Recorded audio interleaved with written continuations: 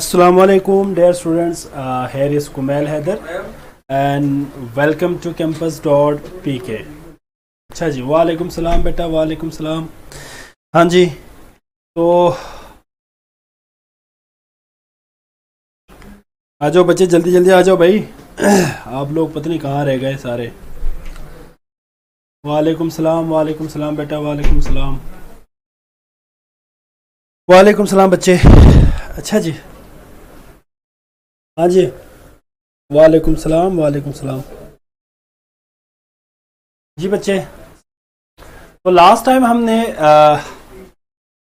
जो टॉपिक हमने डिस्कस किया था बेटा, बल्कि हम डिस्कस कर रहे थे, that was measurement of the enthalpies. ठीक है, वालेकुम सलाम। मेजरमेंट ऑफ द इंथैल्पीज हम लास्ट टाइम डिस्कस कर रहे थे।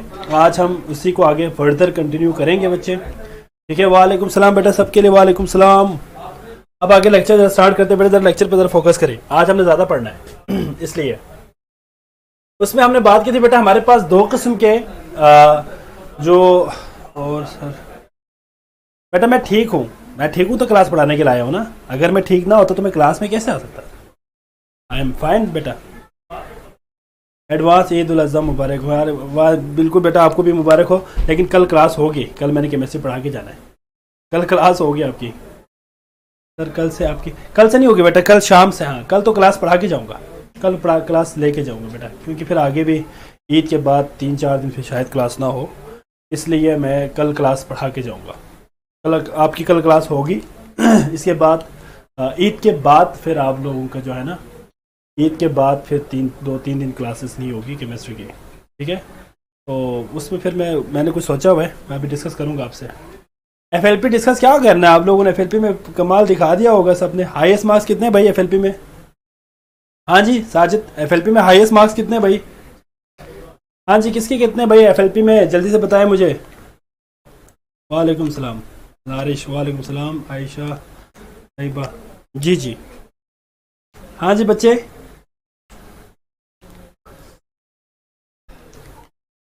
मैक्सिमम स्टूडेंट 34 आ गए अब तक। बाकी बच्चे भी आ जाए जल्दी से, ताकि मैं टॉपिक शुरू करूं।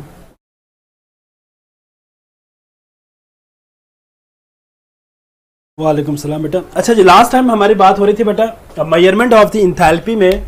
हमने डिस्कस किया था बच्चे मेजरमेंट, जो मेथड थे हमारे पास, उसमें मैंने आपको कहा था कि हमारे पास दो टाइप्स के हैं, एक तो थ्योरेटिकल है और एक आपके पास एक्सपेरिमेंटल है। जो हमने कल लास्ट टाइम कुछ उसको डिस्कस किया था in the form of sketch diagram. आज हम यहाँ से आगे कंटिन्यू करेंगे। जो हमारे पास एक्सपेरिमेंटल है, मैं आप यहाँ पे लिखने लगा एक्सपेरिमेंटल। अब जो बात होगी वो एक्सपेरिमेंटल की बात होगी पहले। तो इसमें आपके पास बेटा याद रखिएगा, जो कैलोरीमीटर इस्तेमाल करेंगे, उसमें एक हमारे पास है गिलास कैलोरीमीटर, और जो नेक्स्ट होगा दैट इज बॉम्ब कैलोरीमीटर।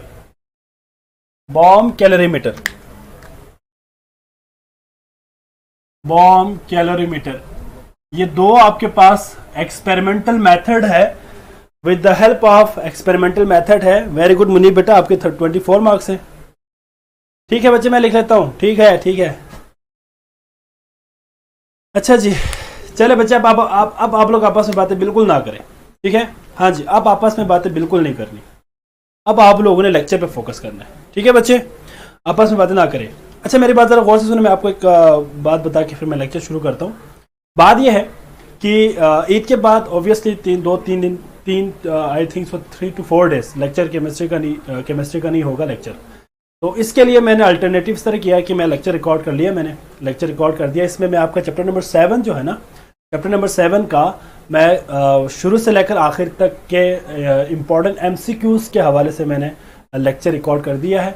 आप वो लेक्चर रिकॉर्डेड लेक्चर सुने जब मेरे लेक्चर का टाइम होगा। ऑब्वियसली मैं यहाँ पे मौजूद नहीं होगा, आप लोग जस्ट उसको रिकॉर्डेड लेक्चर को आप देख लेना। उसमें मैंने जो पेपर के हवाले से इंपॉर्टेंट MCQs है, और ये जो आपके FLP में भी आए हुए इन MCQs को मैं उस क्लास में मैंने डिस्कस किया हुआ है। तो आप साथ साथ उनको MCQs को साथ साथ अपने नोटबुक पे भी लिख लीजिएगा, क्योंकि मैंने वर्कशीट अपलोड नहीं किया था इसका, क्योंकि मैं ज़रा बिजी था, तो मेरे पास इतना टाइम नहीं हुआ कि मैं उसको बना के आपको अपलोड करता। ठीक है बच्चे, तो अच्छा जी, तो बेटा मैंने एफएलपी को भी इसी में डिस्कस किया हुआ है। बेटा आप परेशान बिल्कुल ना हो। रिकॉर्डेड लेक्चर के अंदर, रिकॉर्डेड लेक्चर देखिए कल आपकी लास्ट क्लास होनी है केमिस्ट्री की, इसके बाद फिर आपके ईद के बाद 4-5 दिन बाद क्लास होनी है। ठीक है, ईद के बाद 4-5 दिन बाद आपकी क्लास होगी केमिस्ट्री की, क्योंकि मैं ज़रा 8-9 दिन के लिए जा रहा हूँ, मतलब एक वीक के लिए जा रहा हूँ मैं। तो ईद के बाद ऑब्वियसली उनकी क्लास वो जो टाइम है उसमें आपको मैंने रिकॉर्डेड लेक्चर मैंने बना दिया है। उस रिकॉर्डेड लेक्चर के अंदर आपकी एफएलपी भी है जो कल हुआ है। ठीक है, और इसके साथ साथ मैंने सिर्फ और सिर्फ चैप्टर 7 के तकरीबन 35-40 एमसीक्यूज़ को मैंने डिस्कस किया हुआ है इसमें। उन एमसीक्यूज़ को आप साथ साथ नोट भी कर लेना जब रिकॉर्डेड लेक्चर चल रहा होगा। और ऑब्वियसली आप क्वेश्चन तो नहीं कर सकते उस पर। ठीक है, जब मैं वापस आऊँगा तो कोई क्वेरी है तो आप लोग मुझसे डिस्कस कर सकते हैं। ठीक है बच्चे, तो बिल्कुल परेशान ना होना बेटा। ठीक है, आपका अपने आपके सिलेबस के हवाले से भी परेशान बिल्कुल नहीं होना। आप लोगों ने सिलेबस भी मैं टाइम पे ख़त्म करवा दूंगा। ठीक है, और जो जिस तरह आपका सिलसिला चल रहा है उसी तरह आप लोग बस मेहनत करते जाए। सबकी नहीं होगी, परसों क्लास होनी है, लेकिन मेरी क्लास नहीं होगी परसों। केमिस्ट्री का लेक्चर नहीं होगा परसों।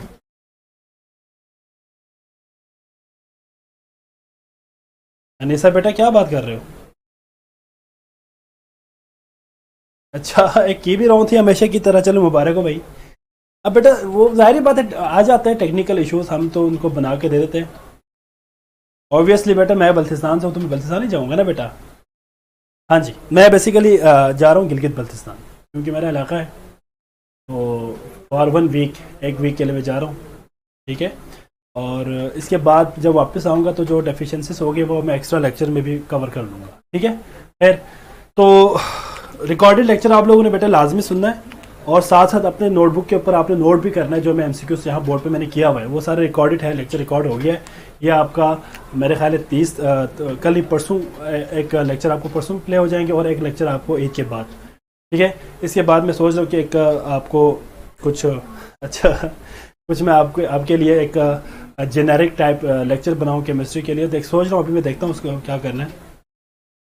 हाँ जी, वहाँ का मौसम बहुत अच्छा है, तुम शकीला से पूछ लेना, उनको पता है।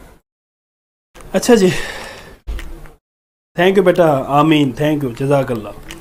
अच्छा जी, बाकी दुआ कीजिएगा बेटा तमाम टीचर्स के लिए। ठीक है, और मेरे लिए भी दुआ कीजिएगा, तमाम स्टूडेंट्स। ठीक है बेटा, आप सारे हमारे बच्चों की तरह हैं, तो दुआएं कीजिए सबके लिए। अच्छा अच्छा, खैर बच्चे खैर, अच्छा इट्स ओके। तो अनहाइब्रिड ऑर्बिटल, हाँ वो अनहाइब्रिड ऑर्बिटल, वो अनहाइब्रिड ऑर्बिटल है ना। ईद की छुट्टियां यार कल नहीं परसों से होगी मेरे ख्याल है यार, इतना मुझे कंफर्म नहीं, लेकिन मेरी छुट्टियां तो कल शाम से शुरू हो रही है। मुझे अपनी छुट्टियों का पता है, बाकी को मुझे नहीं पता। खैर बेटा जरा लेक्चर पे फोकस करें, पहले लेक्चर को कंप्लीट कर लेते बेटा। आज मैंने ज़्यादा पढ़ना है, आज मैंने अगला चैप्टर पे स्टार्ट करना है। ठीक है बेटा, ईद के बाद 3-4 दिन होंगे, 4 दिन आई थिंक सो।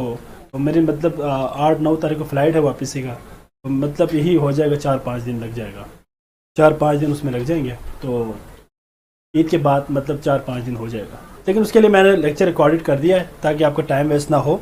बाकी जब वापस आऊँगा तो फिर मैं प्रॉपर आपको लेक्चर पढ़ाऊँगा। ठीक है बच्चे, जो रिकॉर्डेड लेक्चर उसमें मैंने ज़्यादातर एमसीक्यूज़ को ही डिस्कस किया ताकि आपका ये एमसीक्यूज़ प्रॉब्लम सॉल्व हो। हाँ जी,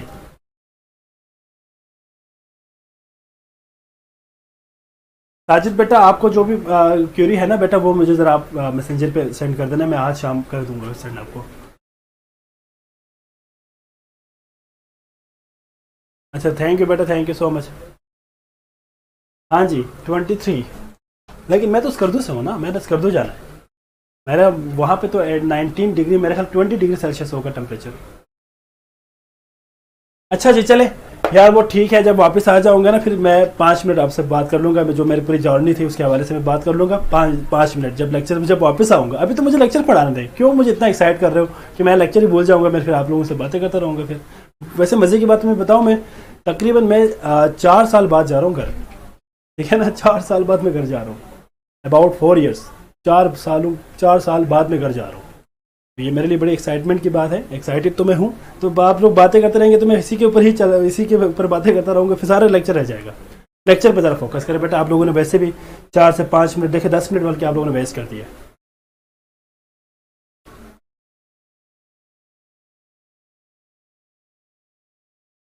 अच्छा जी, चले बेटा, ये आपकी किस्मत है 45 डिग्री सेल्सियस टेम्परेचर पे। अल्लाह का शुक्र अदा करें बेटा, ये हमारे यहाँ ये भी है, गर्मी सर्दी दोनों है बेटा हमारे पास। वरना तो ऐसे भी एरिया है जहाँ पे हर साल पूरा साल गर्मी वहाँ पे होती है या हर साल सर्दी होती है, तो वो लाइफ से बेहतर है ना बेटा, कभी सर्दी कभी गर्मी हो। जी बेटा जी। अच्छा जी, चलो ठीक है। ऑब्वियसली बेटा, ऑब्वियसली घर वाले तो खुश होंगे ऑब्वियसली। अच्छा जी, चले लेक्चर जरा स्टार्ट करते हैं बेटा। अब आपस में बातें बिल्कुल नहीं करनी बेटा, अब बिल्कुल भी आपस में बातें नहीं करनी आप लोगों ने। बेटा मेरी मजबूरी है, मेरी और भी क्लास है कॉलेज में भी, मुझे इतनी छुट्टियां नहीं देंगे ना बेटा।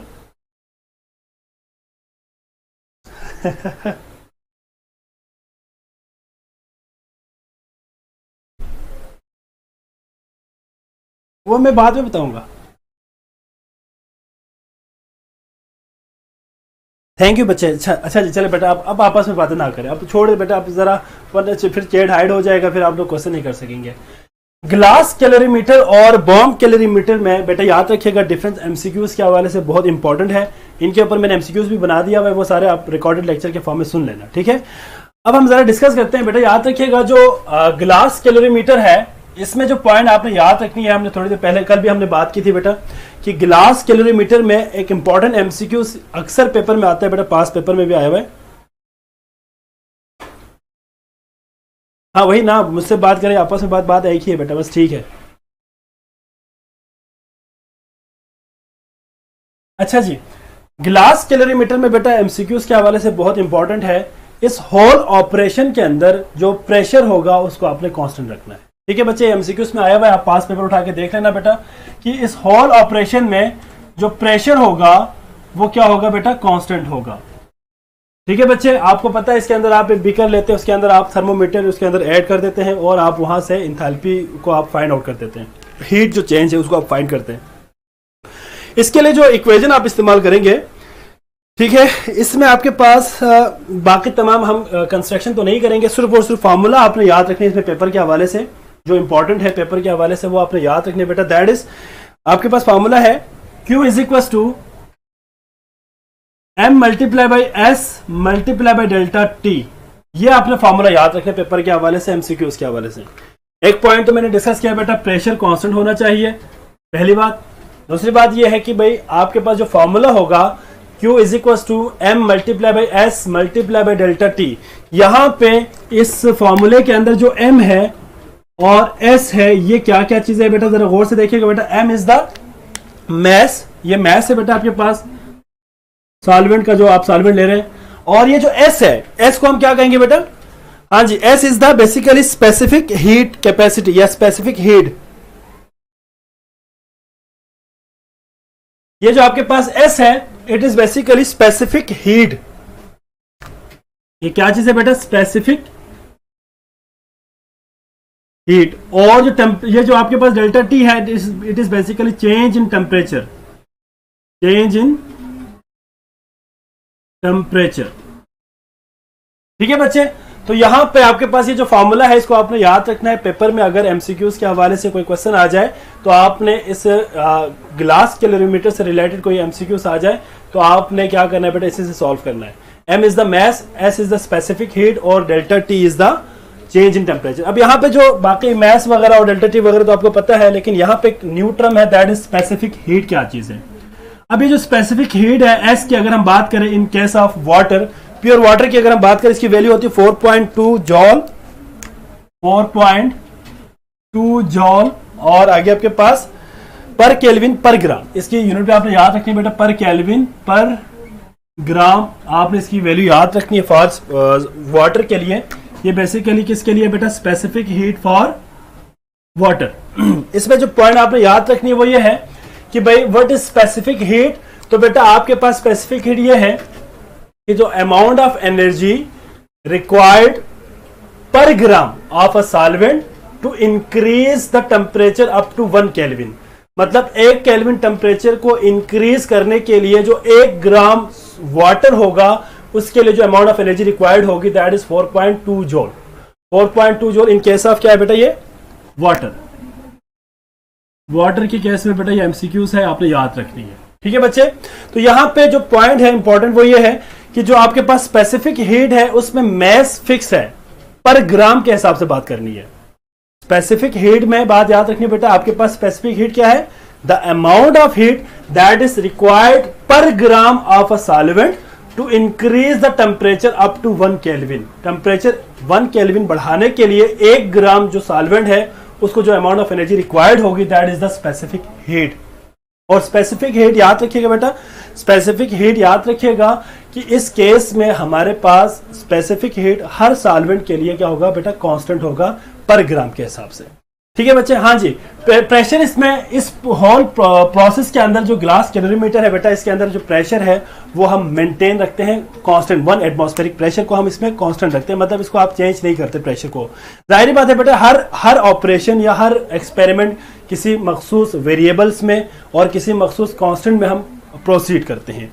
अगर आप प्रेशर को चेंज कर देंगे तो ऑब्वियसली आपके पास इनकी जो वैल्यूज भी है वो भी चेंज हो जाएगी।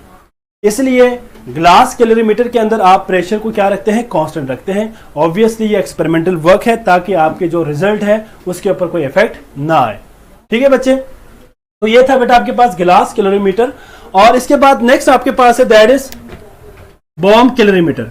याद रखिएगा बेटा, बॉम्ब कैलोरीमीटर के अंदर जो कांस्टेंट फैक्टर होगा या कांस्टेंट जो हमारे पास वैल्यू होगी that would B volume. Volume आपके पास क्या होना चाहिए बेटा, इसमें कांस्टेंट। अब आप देखिए ना बेटा, इसके अंदर हम वॉल्यूम कांस्टेंट रख रहे हैं। जाहिर बात है आप एक स्पेसिफिक अमाउंट में आप क्या लेंगे बेटा, सॉल्वेंट लेंगे और उसी हिसाब से आप तमाम के तमाम एक्सपेरिमेंट को परफॉर्म करेंगे। याद रखिएगा कि हर एक्सपेरिमेंट में जाहिर बात है, देखिए बेटा लाइक बॉयल्स लॉ की अगर हम बात करें तो बॉयल्स लॉ में हमने वहां पे कहा था कि बेटा टेम्परेचर कांस्टेंट होना चाहिए, नंबर ऑफ मोल्स कांस्टेंट होना चाहिए, बाकी प्रेशर और वॉल्यूम हमारे पास क्या था, वेरिएबल था। क्योंकि हर एक्सपेरिमेंट की अपनी रिक्वायरमेंट होती है, अगर आप उसकी रिक्वायरमेंट फुलफिल ना करें तो वो एक्सपेरिमेंट कभी होगा ही नहीं, वो टेक्स प्लेस ही नहीं होगा। तो मतलब आपके पास कुछ ऐसे फैक्टर्स है जिनको कांस्टेंट रखना पड़ता है ताकि वो आपका जो रिजल्ट है वो एक्यूरेट आ जाए। अगर आप इसमें प्रेशर को भी वेरी कर देंगे, प्रेशर को भी आप चेंज कर देंगे तो आपके पास इसकी जो वैल्यू है, हीट की जो वैल्यू है वो एक्यूरेट नहीं आएगा इस इक्वेशन से, उसमें चेंजेस आएगी। इसी तरह जब बॉम्ब कैलोरीमीटर की बात करेंगे तो वॉल्यूम अगर चेंज करें तब भी आपके पास जो रिजल्ट होगा वो इफेक्ट होगा। जी बेटा, बेटा ऑब्वियसली तमाम के तमाम बेटा नबीहा, तमाम के तमाम जो सॉल्वेंट है, हर सॉल्वेंट के लिए स्पेसिफिक हीट की वैल्यू डिफरेंट होती है क्योंकि हर सॉल्वेंट की नेचर डिफरेंट है। अभी वाटर है, वाटर अगर आप देखें, वाटर को देखें, अगर आप फॉर एग्जांपल इसी के साथ अगर अल्कोहल को देखें, एथेनॉल को, तो अल्कोहल और एथेनॉल के दरमियान बहुत ज्यादा डिफरेंस है। ऑब्वियसली उनके मॉलिक्यूलर नेचर भी डिफरेंट है, स्ट्रक्चर के हवाले से देखें वो भी डिफरेंट आएंगे, साइज के हवाले से देखें वो भी डिफरेंट आएंगे। मतलब नेचर ऑफ द मॉलिक्यूल के हिसाब से स्पेसिफिक हीट किसी भी पर्टिकुलर सॉल्वेंट की वो क्या हो जाती है, चेंज हो जाती है। तो मतलब आपके पास आप ये कह दें कि हर तमाम के तमाम आपके पास जो सॉल्वेंट है उन तमाम के लिए स्पेसिफिक हीट की जो वैल्यू होती है पर ग्राम के हिसाब से वो कांस्टेंट होंगी। हर अपने मतलब सबकी सेम नहीं होगी, तमाम की डिफरेंट होगी वैल्यू, लेकिन कांस्टेंट वैल्यू होगी। ठीक है बच्चे, ये बेसिकली एक्सपेरिमेंटल डिटरमिनेंट वैल्यूज है, वो अलग इसमें कहानी आ जाएगी। ठीक है बेटा, बहरहाल सिंपल बात ये है कि तमाम सॉल्वेंट की specific heat capacity, specific heat क्या होती है बेटा, हमेशा कांस्टेंट होगी। यहां तक क्लियर हो गया बेटा। इसके बाद नेक्स्ट आपके पास इसी में जो बात हमने की बेटा, इसकी तमाम वर्किंग करने की यहाँ पे जरूरत नहीं है। फॉर्मूला आपने याद रखना, इसके अंदर जो फॉर्मूला आप इस्तेमाल करेंगे that is determination of Q. Q means heat will be equal to C plus delta T. अब यहां पे ये जो डेल्टा टी है वो तो सेम है, ऊपर चेंज इन टेम्परेचर है, वो आप मेजर करेंगे with the help of thermometer से। लेकिन यहां पे जो C है, this is C is basically the product of mass and specific heat. ठीक है बेटा, स्पेसिफिक हीट, जो आपके पास स्पेसिफिक हीट है वो और मैस को जब मल्टीप्लाई करेंगे तो आपके पास क्या आएगा बेटा, C आएगा। ठीक है, इस C को हम सिंपल नाम देते हैं हीट कैपेसिटी। क्या नाम देते हैं बेटा इसको, हीट कैपेसिटी। Heat capacity. अब यहां पे एक इंपॉर्टेंट पॉइंट जो आपने रिमेंबर बेटा याद रखनी है पेपर के हवाले से और कॉन्सेप्ट के हवाले से, कि यहां पे हीट कैपेसिटी और स्पेसिफिक हीट में क्या डिफरेंस है। बात तो वही है, दोनों में हमारे पास मैस और क्या है, मैस और स्पेसिफिक हीट ही है। Heat capacity is the product of mass and specific heat, while specific heat क्या चीज है वो मैंने आपको डिफाइन कर दिया। अब इस केस में भी क्या होगा बेटा, इस केस में ये होगा कि heat capacity is basically the amount of heat. जी बेटा प्लस क्या हुआ ना, ओहो हाँ कहां पे क्या बेटा, आप क्या कह रहे हो, मल्टीप्लाई, प्लस नहीं सर मल्टीप्लाई, ओहो हाँ ओह ये मल्टीप्लाई, ठीक है वो मिस्टेकली हो गया ना बच्चे, ठीक है ऊपर मैं सोचा था यहाँ पे तो मल्टीप्लाई है ना, प्लस कहाँ से, ठीक है इसमें मल्टीप्लाई है, प्लस नहीं है, सॉरी प्लस नहीं है मल्टीप्लाई है ऑब्वियसली। तो हीट कैपेसिटी क्या चीज है बेटा, जी बिल्कुल बेटा वो मिस्टेकली प्लस आया था, मैं ऊपर देख रहा था, खैर है ये मल्टीप्लाई है। तो heat capacity is basically the product of mass and the specific heat. अब स्पेसिफिक हीट को हमने डिफाइन कर लिया। अब यहां पे आपके पास जो पॉइंट आपने रिमेंबर करना है बेटा वो ये है कि हीट कैपेसिटी के अंदर कोई स्पेसिफिक, याद रखिएगा नो स्पेसिफिक मास, नो स्पेसिफिक मास, इसके अंदर कोई स्पेसिफिक मास नहीं है। मतलब आपके पास जो हीट कैपेसिटी है मल्टीप्लाई है बेटा, ठीक है डेल्टा टी, जो हीट कैपेसिटी है वो बेसिकली आपके पास याद रखिएगा किसी मखसूस अमाउंट ऑफ द मास के लिए नहीं होगा। मतलब कोई भी सब्सटेंस, फॉर एग्जांपल अभी हमने ये इसकी डिस्कस की बेटा, इसकी बात की स्पेसिफिक हीट की बात की, तो इसमें हमने कहा कि पर ग्राम के हिसाब से होगा। लेकिन जो आपके पास हीट कैपेसिटी है ये ग्राम के हिसाब से नहीं होगा, इसके अंदर कोई भी क्वांटिटी फिक्स नहीं है, कोई भी मैस हो सकता है, ग्राम में भी हो सकता है, केजी में भी हो सकते हैं। मतलब आपके पास पर ग्राम के हिसाब से नहीं होगा, ठीक है पर ग्राम के हिसाब से नहीं होगा, बल्कि ये आपके पास स्पेसिफिक डिफरेंट इसमें होगा। सर ऐसा यूनिट में ग्राम यूज करेंगे, हाँ जी ऑब्वियसली वो जब आप यूनिट इस्तेमाल करेंगे तो ग्राम इस्तेमाल करेंगे, लेकिन वो अलग कहानी है। लेकिन मैं आपको यहाँ पे ये बता रहा हूँ कि आपके पास यहाँ पे आप ग्राम भी ले सकते हैं, आप केजी भी ले सकते हैं, ठीक है केजी भी ले सकते हैं, आपके पास मैस स्पेसिफिक नहीं है। तो यहाँ पे इसने यहाँ पे डिफरेंस यही है और कुछ नहीं है, इसके दरमियान दोनों के दरमियान डिफरेंस सिर्फ यही है, ठीक है बच्चे। तो हीट कैपेसिटी क्या है और स्पेसिफिक हीट क्या है ये हमने डिस्कस कर लिया बेटा, ग्लास कैलोरीमीटर और बॉम्ब कैलोरीमीटर की।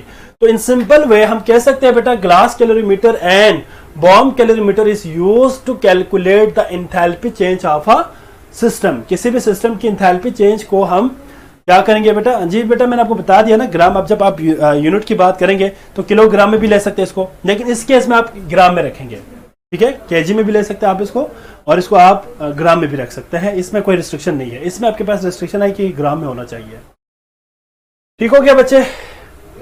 अच्छा जी ये था बेटा आपके पास ग्लास कैलोरीमीटर और बॉम्ब कैलोरीमीटर के हवाले से। इसके बाद नेक्स्ट आपका जो टॉपिक आएगा बेटा that is the Hess's law of constant heat summation और बॉर्न हेबर साइकिल। तो मैं पहले बॉर्न हेबर साइकिल को डिस्कस करूंगा। बॉर्न हेबर साइकिल,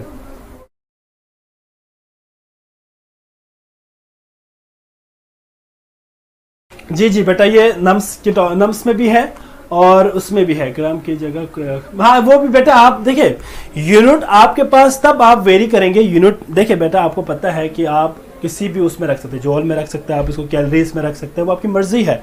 लेकिन हमारे पास हमारी अपनी आसानी के लिए जब आप इसको कैलोरीज में लेके जाएंगे तो 4.8 से आप उसको डिवाइड करना पड़ेगा। फिर इस जो जॉल में जो आंसर आएगा उसको डिवाइड करना पड़ेगा फिर आपको कैलोरीज में लेके जाने के लिए। रख सकते हैं कैलोरीज में भी, वो भी यूनिट है, एसआई यूनिट है वो भी, उसमें कोई मसला नहीं है।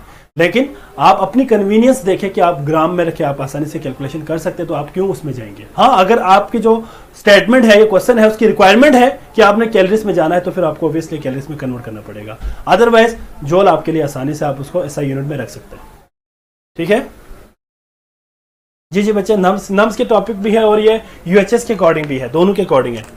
Born Haber cycle, Born Haber cycle is basically the application of, ये बेसिकली क्या है बेटा एप्लीकेशन है Hess's law of constant heat summation की। Application of Hess's law of constant heat summation, constant heat summation. इसकी बेसिकली ये एक application है जो कि ज्यादातर आपको एक मिनट में मार्कर चेंज कर देता हूं, जो कि आपके पास क्या होगा बेटा इसमें, इस केस में याद रखिएगा कि जो प्रोसेस है Hess's law of constant transformation, अभी हम डिस्कस करेंगे थोड़ी देर बाद। इससे पहले बात याद रखिएगा कि अगर हमारे पास कोई साइक्लिक प्रोसेस हो, ये बेसिकली खास तौर पे साइक्लिक प्रोसेस के लिए हम इस्तेमाल करते हैं, साइक्लिक प्रोसेस के लिए, ठीक है बच्चे। इसके अंदर जो इंथैल्पी चेंज होगी उस हवाले से उन्होंने यहाँ पे हमने इसमें डिटेल में एक्सप्लेन करना है। तो यहाँ पे बात याद रखिएगा बेटा कि जो साइक्लिक प्रोसेस, कोई भी साइक्लिक प्रोसेस हो, ये आपके पास सुमेशन है, summation delta H will be equals to 0. This is known as born-Haber cycle. मतलब आपके पास जो एंथैल्पी चेंज है एक साइक्लिक प्रोसेस की, वो आपके पास 0 के बराबर होगा, ठीक है। अभी हम प्रूव भी करेंगे, ये 0 के बराबर होगा। तो this is basically known as Born Haber cycle. Definition आपको पता है कि अगर एक साइक्लिक प्रोसेस अगर आपके पास हो तो साइक्लिक प्रोसेस के अंदर जो एंथैल्पी चेंज होगी, ओवरऑल जो एंथैल्पी चेंज होगी बेटा, that would be equal to 0। Cyclic process के लिए आप ये इस्तेमाल करेंगे। इसके बाद जो पॉइंट आपने रिमेंबर करना बेटा, दैट इज, याद रखिएगा कि जो बॉर्न-हेबर साइकिल है ये हम इस्तेमाल करते हैं बेटा to determine the lattice energy of ionic compound, lattice energy of an ionic compound. किसी भी आयोनिक कंपाउंड की लैटिस एनर्जी को फाइंड आउट करने के लिए हम इस्तेमाल करते हैं बॉर्न-हेबर साइकिल को, ठीक है बच्चे। और इसमें खास तौर पे आपके पास आयनिक कंपाउंड कौन सा होना चाहिए बेटा, M प्लस और X, फॉर एग्जांपल माइनस, यहाँ पे मैं M और X से लिखा हुआ है यहाँ पे, ठीक है बेटा। तो M plus M means metal है जिसकी लो आयनाइजेशन एनर्जी होती है, और X आपके पास क्या चीज है बेटा, ये कोई हेलोजन मैंने यहाँ पे शो किया है जी, जो हेलोजन मैंने यहाँ पे शो किया है that is minus. Energy change से मतलब एंथैल्पी चेंज ना बेटा, बात वही है। तो साइक्लिक प्रोसेस की जो एनर्जी चेंज होगी या एंथैल्पी चेंज होगी बेटा, that would be equal to 0, that is known as Born Haber cycle. इसकी एक्सप्लेनेशन के लिए हम डिटरमिन करेंगे sodium chloride, binary ionic compound. Obviously बेटा बाइनरी आयनिक कंपाउंड्स की ही बात हो रही है, तो यहाँ पे मैंने मेंशन भी कर दिया, M और X से रिप्रेजेंट भी किया है।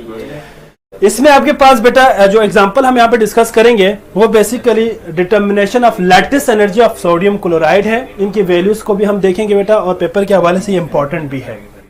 तो आप जरा साथ साथ इसको ड्रा भी करें, हम साथ साथ इसको जरा एक्सप्लेन करेंगे।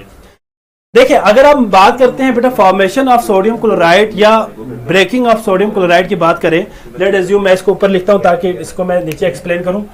लेट सपोज NaCl है आपके पास, ठीक है, for example Na plus Cl है, Cl2 हाफ ले लेता हूं यहाँ पे। अगर आपके पास ये NaCl बना रहा है सोडियम क्लोराइड, तो ये आपके पास जो फॉर्मेशन ऑफ सोडियम क्लोराइड ये कभी भी डायरेक्ट नहीं होगा। जाहिर बात है ये आपके पास सिंगल स्टेप के ऊपर मुश्तमिल नहीं है, बल्कि ये मल्टी स्टेप्स के ऊपर मुश्तमिल है। बहुत सारे स्टेप्स इसके अंदर इन्वॉल्व है, जिसमें एटोमाइजेशन है, आयोनाइजेशन है आपके पास, क्लोरीन की भी और सोडियम की भी। इन तमाम स्टेप्स के बाद जाके फाइनली आपके पास वो क्या बनेगा, सोडियम क्लोराइड बनेगा। तो इस पूरे साइक्लिक प्रोसेस को हम डिस्कस करते हैं और इनकी इंथैल्पी चेंज को भी हम साथ साथ यहाँ पे मेंशन करेंगे। जी बच्चे, ठीक हो गया।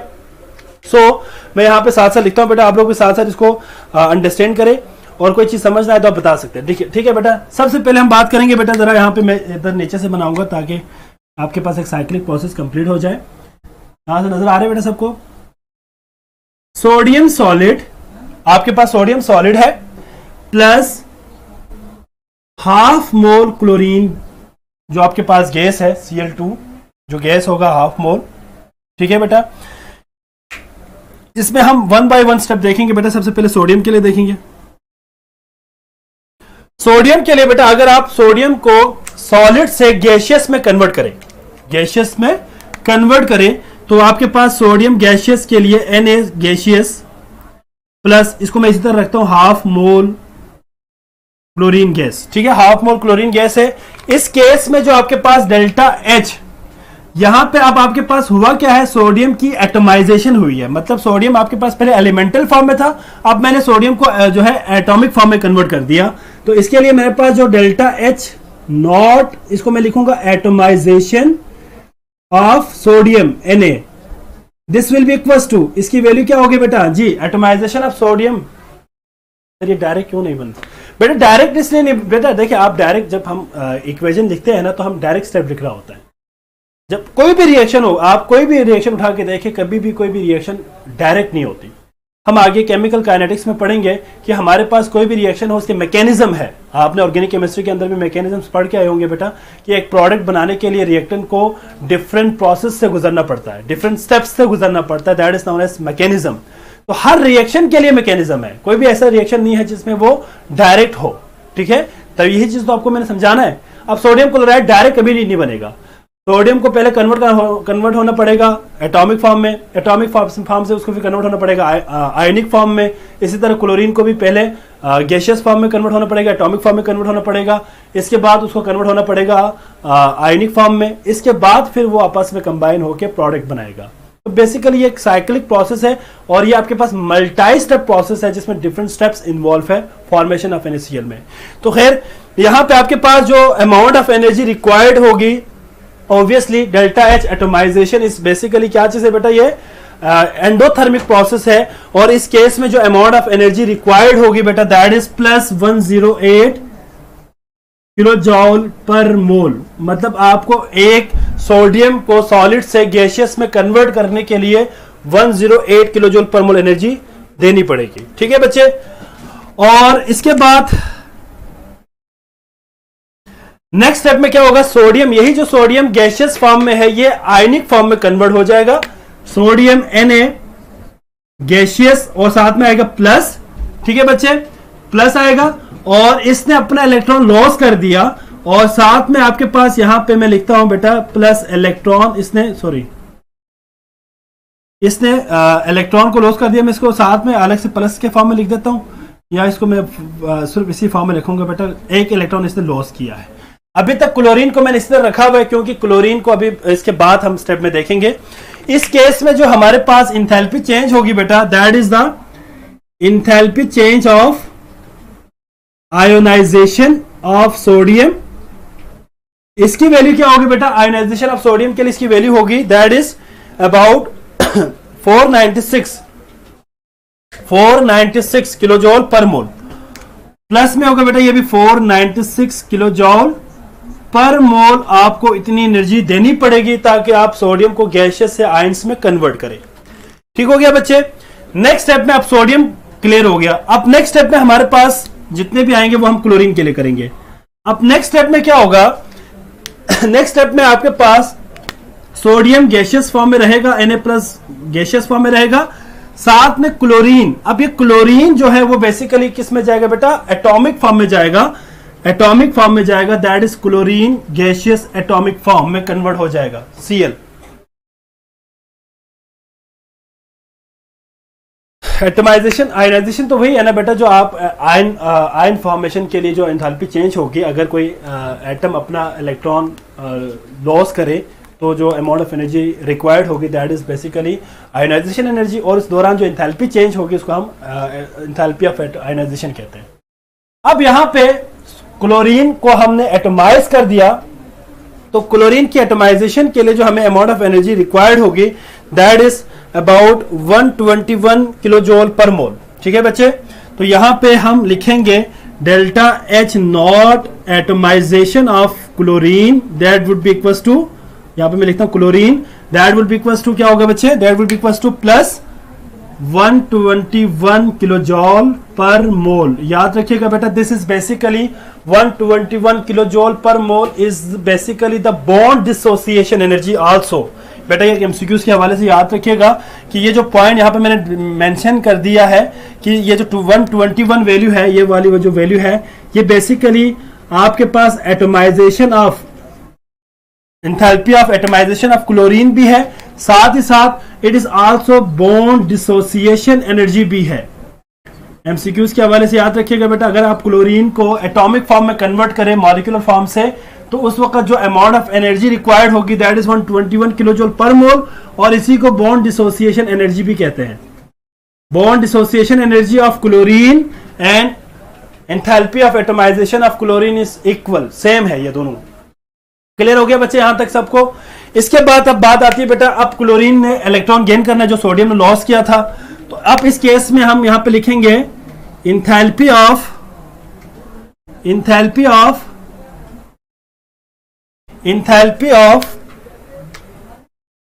पहले इसको हम लिख लेते हैं, sodium ion plus gaseous plus chloride ion gaseous.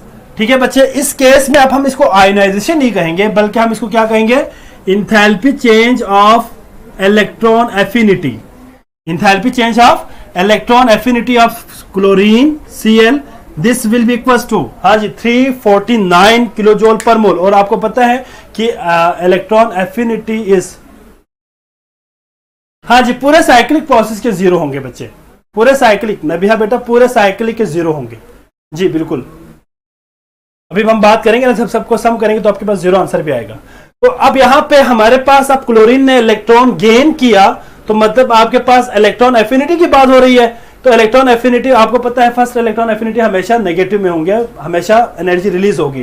तो यहां पे जो अमाउंट ऑफ एनर्जी रिलीज होगी बेटा, that is -349 kilo joule per mole energy release होगी। और इसी को हम इलेक्ट्रॉन एफिनिटी ऑफ क्लोरीन भी कहते हैं। ठीक है बेटा, या इसको हम enthalpy change of electron affinity भी कहते हैं, और एक्सोथर्मिक है ऑब्वियसली। नेक्स्ट स्टेप में क्या होगा बेटा, नेक्स्ट स्टेप में आपके पास, अब भी देखिए, ये भी आयंस के फॉर्म में आ गया, ये भी आयंस के फॉर्म में आ गया। अब ये दोनों आपस में रिएक्ट करेंगे और आपके पास क्या बना देंगे बेटा, सोडियम क्लोराइड सॉलिड बना देंगे, NaCl सॉलिड बना देंगे। इस केस में जो आपके पास इंथैल्पी चेंज होगी बेटा, उसको हम इंथैल्पी चेंज ऑफ फॉर्मेशन कहेंगे। ठीक है बेटा, इंथैल्पी चेंज ऑफ फॉर्मेशन कहेंगे, या आप इसमें लैटिस भी कह सकते हैं इसमें, और बस ठीक है, यही दो नाम दिया हुआ है। एक आपके पास यहां पे क्या है बेटा, इसी को, ये बेसिकली अननोन होते हैं, हम अभी बात करेंगे। इंथैल्पी चेंज ऑफ या लैटिस, या इसको हम फॉर्मेशन भी कह सकते हैं। This will be equal to, ये बराबर है बच्चे, ये बराबर है -787 किलो जॉल पर मोल के। ठीक है, यहां पे तो हमने इसको लिख दिया, लेकिन जो बॉन हेबर साइकिल में बेसिकली इसको हम कैलकुलेट करते हैं। यहां पे मैंने डायरेक्ट इसलिए ली थी क्योंकि ताकि आपका ये जो काम आसानी से खत्म हो जाए जल्दी। अब आप जरा मेरी बात जरा गौर से सुने सर, ये फर्स्ट ही, जी बच्चे, साजिद बेटा, जो फर्स्ट इलेक्ट्रॉन एफिनिटी है वो हमेशा नेगेटिव में होगा, और सेकंड हमारे पास हमेशा पॉजिटिव में होगा, एंडो में होगा। जाहिर बात है, हमें एनर्जी देनी पड़ेगी ताकि इलेक्ट्रॉन रिपल्शन को कम करना पड़े, ताकि वो कम हो जाए और आसानी से इलेक्ट्रॉन के अंदर ऐड हो जाए। अब इस केस में अगर आप जरा देखें, अब हम इन दोनों को आपस में मिला देते हैं बेटा। एक तो हमारे पास यहां पे, अब देखें, यहां से आपके पास ये डायरेक्ट स्टेप है, एक डायरेक्ट स्टेप तो ये था ना बेटा, देखें, इसमें आप डायरेक्ट इसको लेके जा सकते सोडियम क्लोराइड में, एज वेल एज आप ये प्रोसेस को दोबारा यहां पे भी ला सकते हैं। ठीक है बच्चे, तो दोनों हमारे पास साइक्लिक प्रोसेस है, और इस केस में हम क्या कहेंगे बच्चे, इसको enthalpy of formation of NaCl, या enthalpy of formation of sodium and chloride gas, chlorine gas, chloride ions. ठीक है, तो हम इसको कहेंगे delta H not formation will be equal to, इसके लिए भी हमारे पास होगा डेल्टा H नॉट फॉर्मेशन, दोनों हमारे पास सेम है बेटा, लेकिन डेल्टा H नॉट फॉर्मेशन को हम यहां पे इन दिस केस, जब सोडियम और क्लोरीन आपस में मिलेंगे और आपके पास NaCl बनाएंगे, तो हम इसको हमेशा माइनस में लिखेंगे। इसकी वैल्यू -411 किलो जॉल पर मोल होगी बेटा इसकी वैल्यू, जबकि इसकी वैल्यू +411 किलो जॉल पर मोल। डिफरेंस यहां पे ये है कि आपके पास जो delta enthalpy change of formation plus में माइनस से मुराद ये है कि बॉन्ड ब्रेकिंग हो जाए तो एंडोथर्मिक है, बॉन्ड फॉर्मेशन हो तो एक्सोथर्मिक है। जी बच्चे, ठीक हो गया बेटा, क्लियर हो गया सबको। अब ये होल साइक्लिक प्रोसेस अगर आप जरा गौर से देखें, इन तमाम को अगर आप सम करें तो इन तमाम की जो सम होगी बेटा, अगर हम बात करते हैं इन तमाम को प्लस कर देंगे तो इन तमाम की जो इंथैल्पी चेंज होगी बेटा, summation delta H will be equals to 0। अगर आप इन तमाम को प्लस करते जाए, कैलकुलेट कर लेना खुद से, इसको प्लस करें इसके साथ, इसके बाद इसको प्लस करें, इसके बाद इसको माइनस करें, इसके बाद इसको माइनस करें, इसके बाद आप इसको प्लस माइनस कर दें, इस केस में माइनस कर दें, प्लस कर दें, इस केस में माइनस कर दें, तो आपके पास जो आंसर आएगा वो 0 के बराबर आएगा। That is the whole enthalpy change of the cyclic process will be equals to 0। I think you got it my point. और इसमें इसी को हम कहते हैं बॉन हेबर साइकिल। ठीक है बेटा, तो यहां पे हमारे पास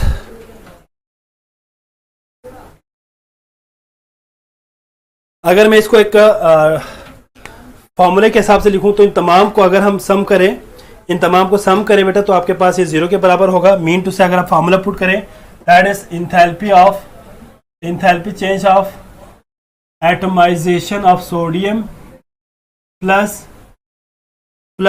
the enthalpy change of ionization of sodium plus अगर आप enthalpy change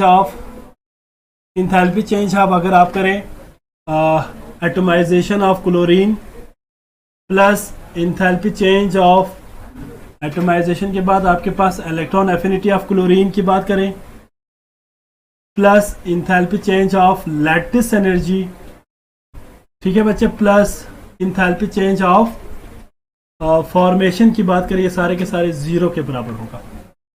ठीक है बच्चे, ये सारे के सारे जीरो के बराबर। शाह साहब इधर कैमरा थोड़ा सा रोटेट करें, कैमरा थोड़ा सा उस तरफ रोटेट करें, थोड़ा और, बस ठीक है, बस ठीक है, हाँ जी ठीक है बच्चे। तो ये आपके पास क्या था बेटा, एक तरह से बोन हेबर्ट साइकिल था।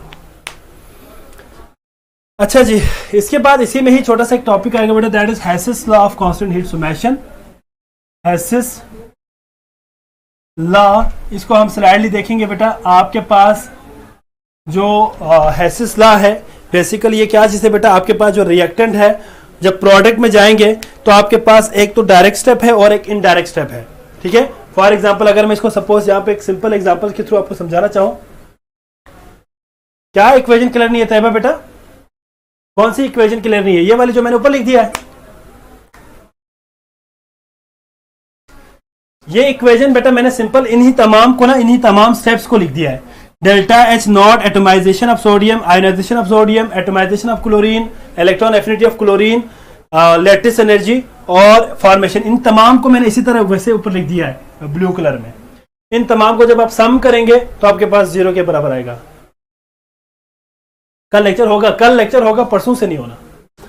हेसिस लॉ में आपके पास बेटा, आपके पास एक रिएक्शन डायरेक्ट स्टेप भी हो सकता है बेटा, डायरेक्ट भी हो सकते हैं बेटा और इनडायरेक्ट भी हो सकते हैं। ठीक है बच्चे, अगर आप देखें तो डायरेक्ट स्टेप में जो एंथैल्पी चेंज होगी वो बराबर होगी बेटा जो तमाम के तमाम जो इनडायरेक्ट स्टेप के सम के बराबर होगा। ठीक है, मतलब जो डायरेक्ट स्टेप में एंथैल्पी चेंज आएगी वो इक्वल होगा किसके बेटा, enthalpy change takes place in all multi steps, उनको जब आप प्लस करेंगे तो उसके बराबर आएगा। दैट इज बेसिकली क्या है बेटा, Hess's law of constant heat summation.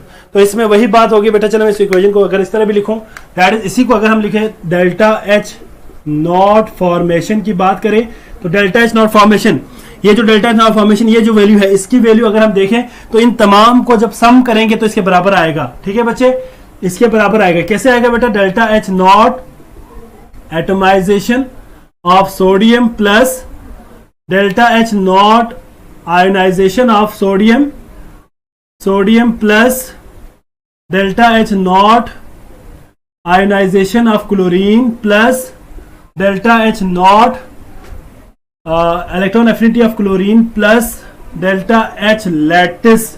अगर इन तमाम को प्लस करें तो डेल्टा एच फॉर्मेशन के बराबर आएगा। तो इस केस में आपके पास जो आंसर आएगा, अगर आप इन तमाम को सम अप करें तो इसकी वैल्यू हमें पता है, दैट इज -411 किलो जूल आएगा बेटा इस केस में पर मोल। तो ये बराबर आएगा किसके, -411 किलो जूल पर मोल के बराबर आएगा। तो इसी को बेसिकली हम Hess's law of constant heat summation कहते हैं। अच्छा, वीडियो और साउंड मैच नहीं कर रहा। हाँ जी ठीक है बच्चे, चलो यार असरान जरा देखना यार, कुछ प्रॉब्लम आ रहा है, कह रहे कि वीडियो और वॉइस मैच नहीं कर रहा। ठीक है बच्चे, तो यहां पे आपके पास जो पॉइंट हो गया बेटा क्लियर हो गया। तो ये था बेटा आपके पास about chapter number 5, that is the chapter number 5। यहां पे हमारे हो गए बेटा clear, that is the end, the end of the chapter number 5। जी बच्चे क्लियर हो गया सबको? जल्दी से मुझे बताएं ताकि मैं आगे मूव करूं। जल्दी से बताएं बेटा सबको क्लियर हो गया? मेरे पास अभी टाइम है, अभी मेरे पास बहुत टाइम है, मैंने अगला लेक्चर चैप्टर स्टार्ट करना है। जल्दी से बताएं मुझे, किसी बच्चे को कोई प्रॉब्लम है, कोई परेशानी है, कोई तकलीफ है तो बता सकते हैं जी। किसी बच्चे को कोई तकलीफ है, कोई परेशानी है तो बता सकते हैं।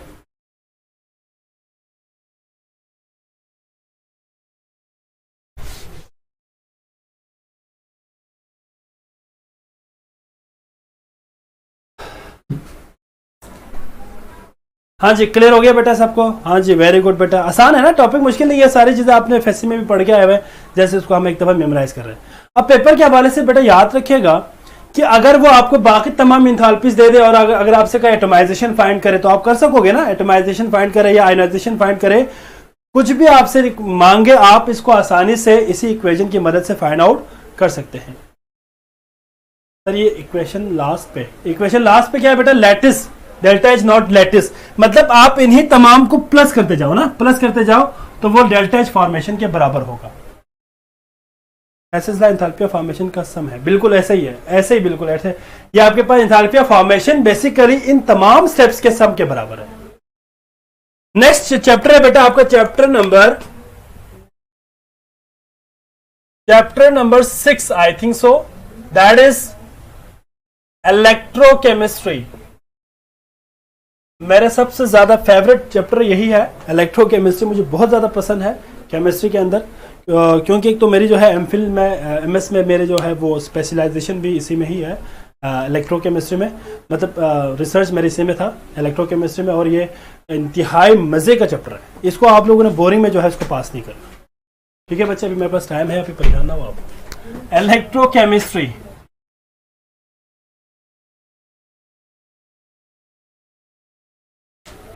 हैसिस लॉ को बेटा मैंने आपको अभी बता दिया कि अगर हमारे पास किसी भी रिएक्शन के डायरेक्ट स्टेप हो या इनडायरेक्ट स्टेप हो, चलो यहां पे देखें जरा, मैं इसको जरा यहां पे दोबारा लिख देता हूं, यहां पे जरा देखें। फॉर एग्जांपल मेरे पास एक रिएक्शन है, ए कन्वर्ट हो रहा है फॉर एग्जांपल डी में, तो इसको हम कहते हैं फॉर एग्जांपल डेल्टा एच कहेंगे, ठीक है? तो ए पहले फॉर एग्जांपल बी में जा रहा है और बी फॉर एग्जांपल फिर सी में जा रहा है, फिर सी हमारे पास डी में जा रहा है। अब आप जरा गौर से देखिएगा बच्चे, इस साइक्लिक प्रोसेस में अगर आप जरा गौर से देखें तो मैंने ऊपर लिख दिया दिस इज डेल्टा एच, इसको मैं रेड से शो करूंगा, डेल्टा एच है, ये डेल्टा एच 1 है, ये डेल्टा एच 2 है, ये डेल्टा एच 3 है। तो मतलब हमारे पास जो डेल्टा एच की वैल्यू होगी, डेल्टा एच की वैल्यू होगी, डेल्टा एच किसके बराबर होगा? इन तीनों के सम के बराबर होगा, delta H 1 plus delta H 2 plus delta H 3। मतलब आपके पास डायरेक्ट स्टेप हो फॉर विच कंपाउंड, ये मुझे नजर नहीं आ रहा बच्चे इसमें कमेंट्स, इसमें आपके पास एक मिनट बेटा जरा, या जरा माउस देना मुझे। तैयबा बेटा आपने क्या क्वेश्चन किया बेटा? फॉर विच कंपाउंड डेल्टा, मैं जरा देखता हूं बेटा आपने क्या सवाल किया है। For which compound delta H can not be calculated by direct calorimeter?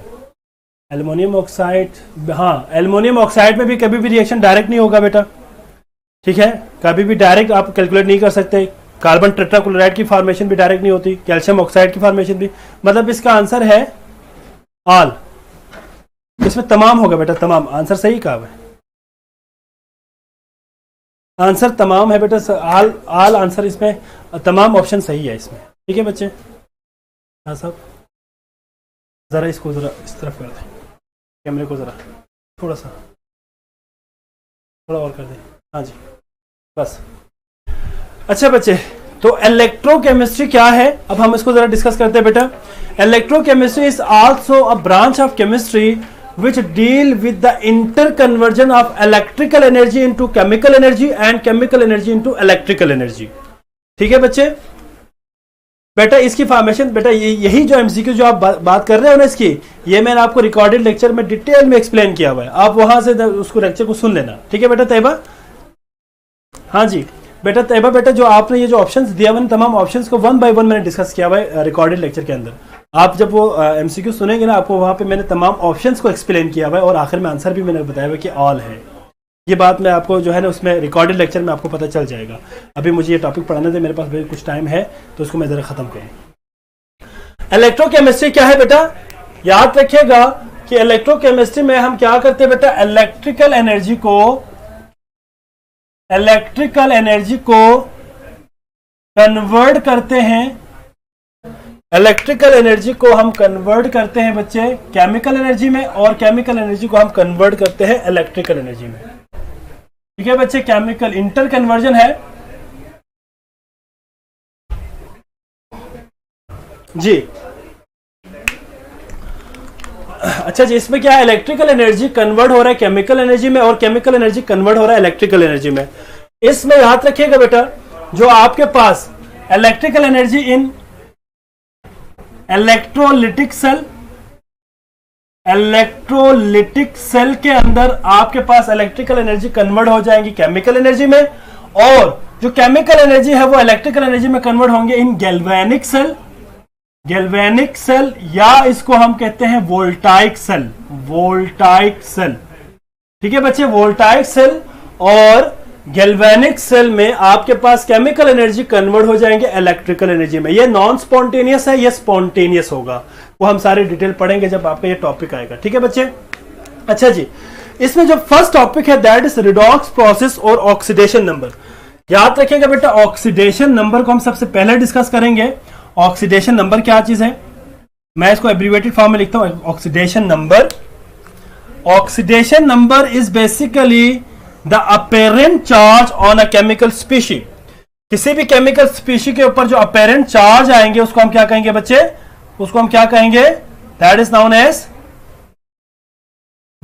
As oxidation number, या ऑक्सीडेशन स्टेट भी कहते हैं। कुछ पॉइंट्स को मैंने यहां पे डिस्कस करना है, तो बेटा याद रखिएगा ऑक्सीडेशन नंबर, याद रखिएगा क्या चीज है बेटा, अपेरेंट चार्ज है, अपेरेंट चार्ज है बेटा, apparent charge on a chemical species, on a chemical species. किसी भी केमिकल स्पीशी के ऊपर जो अपेरेंट चार्ज होंगे that is known as oxidation number. याद रखिएगा बेटा, ऑक्सीडेशन नंबर पॉजिटिव भी हो सकता है, पॉजिटिव भी हो सकता है बेटा, it may be negative, it may be positive हो सकता है, नेगेटिव हो सकता है, जीरो हो सकता है बेटा, जीरो हो सकता है, मैं इसको लिखता हूं इस तरह, जीरो, जीरो हो सकता है बेटा। It may be in fractional, ये फ्रैक्शनल में भी हो सकते हैं। ठीक है बच्चे, ये चैप्टर बहुत बोरिंग लगता है, नहीं बच्चे आप इसको पढ़ेंगे ना साजिद, तो ये सबसे मजे का चैप्टर होगा। ठीक है, बस आपने जरा इंटरेस्ट के साथ सुनना है बेटा इलेक्ट्रोकेमिस्ट्री को, वरना आपको कुछ भी समझ नहीं आएगा। ठीक है, ऑक्सीडेशन नंबर किसे कहेंगे बेटा, ऑक्सीडेशन नंबर किसी भी केमिकल स्पीशी के ऊपर जो चार्ज आता है that is the oxidation number या ऑक्सीडेशन स्टेट। इसके लिए कुछ रूल्स हैं, उन रूल्स को हमने डिस्कस करना है आज के लेक्चर में, बाकी हम कल के लेक्चर में करेंगे जो इलेक्ट्रोलिटिक सेल है। सबसे जो है फर्स्ट पॉइंट याद रखिएगा, जो फ्री स्टेट में आपके पास एलिमेंट होगा, जो फ्री स्टेट में एलिमेंट होगा बेटा याद रखिएगा उनकी ऑक्सीडेशन नंबर हमेशा जीरो होंगे। क्या होगा बेटा, oxidation number will always equal to zero. For example अगर हम बात करते हैं लेट सपोज हाइड्रोजन मॉलिक्यूल की H2 की, तो यहाँ पे जीरो है, सोडियम मेटल की बात करें जीरो है, पोटेशियम मेटल की बात करें जीरो है, एटसेट्रा। मतलब जो फ्री एलिमेंट है, अगर जी बेटा याद रखिएगा कि जो फ्री एलिमेंट्स है, अगर कोई एलिमेंट फ्री हो, रूल्स में बता रहा हूं ऑक्सीडेशन नंबर फाइंड करने के, बेटा ये एमसीक्यूज आ सकता है, एमसीक्यूज आ सकते हैं पेपर में, तो आपने इसको अच्छी तरह याद रखना है। तो जो न्यूट्रल एटम है या जो फ्री आपके पास एलिमेंट्स होंगे उनके ऊपर ऑक्सीडेशन नंबर हमेशा क्या होगा बेटा, जीरो होगा। मैं सारे के सारे पॉइंट डिस्कस नहीं करूंगा, चंद एक पॉइंट हम यहाँ पे डिस्कस करेंगे। इसके बाद हमारे पास आयंस की बात होगी, इसमें हम आयंस की बात करेंगे। आयंस की अगर हम बात करें तो बेटा आयंस हमारे पास याद रखिएगा दो तरह के आयंस होंगे। ठीक है बेटा, ions are of two types. ठीक है, एक हमारे पास इसमें आ जाएगा दैट इज एटॉमिक आयंस, और एक हमारे पास आएगा ग्रुप के फॉर्म में। ठीक है, इसको हम स्पेसिफिक नाम यहां पे देंगे, दैट इज एक तो आपके पास आएगा बेटा एटॉमिक फॉर्म में, और एक आपके पास आएगा ग्रुप के फॉर्म में। जो हमारे पास एटॉमिक आयंस होंगे, ठीक है बेटा, एटॉमिक आयंस, जी एटॉमिक आयंस में हमारे पास एग्जांपल हम यहां पे लेते हैं मोनो एटम्स की। लाइक अगर हम बात करते हैं हाइड्रोजन एटम की, तो हाइड्रोजन के ऊपर क्या चार्ज आएगा, +1 चार्ज आएगा, पोटेशियम के ऊपर +1 चार्ज आएगा, क्लोरीन के ऊपर -1 चार्ज आएगा। तो basically these are atomic ions जो एक एटम पे मुश्तमिल है, और जो ग्रुप में है वो हमारे पास फॉर एग्जांपल हाइड्रोक्सिल ग्रुप है, इसी तरह सल्फेट ग्रुप है, SO4 वगैरह वगैरह। अब मैं आपसे एक सवाल करना चाह रहा हूं बेटा, ये जो OH-1 है, ये -1 हाइड्रोजन के ऊपर है या ऑक्सीजन के ऊपर है? तो बेटा आपने बात याद रखनी है कि ये जो -1 है ना तो ऑक्सीजन के ऊपर है ना तो हाइड्रोजन के ऊपर है, ये बेसिकली अलजेब्रिक सम है, अलजेब्रिक सम है आपके पास किसके बेटा, ऑक्सीजन और हाइड्रोजन के। तो आप इसको लिखिए जरा, -2 + 1 = -1। फाइंड करें आप इसको जरा, तो ये आपके पास आएगा -1 इज इक्वल टू, हाँ जी, -1 इज इक्वल टू, अगर हम इसको, ये -1 हो जाएगा, ठीक है। मतलब आपके पास इस केस में होगा क्या, टाइम खत्म हो गया, कितना टाइम रहता है?